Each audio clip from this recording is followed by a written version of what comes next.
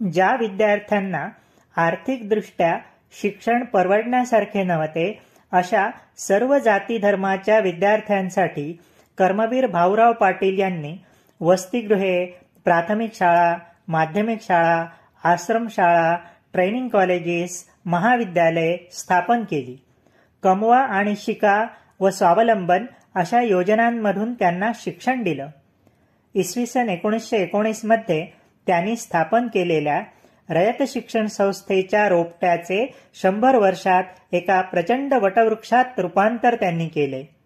आज महाराष्ट्रातील 14 जिल्हे आणि कर्नाटकातील 1 अशा 15 जिल्ह्यांमधून संस्थेचा कारभार चालतो.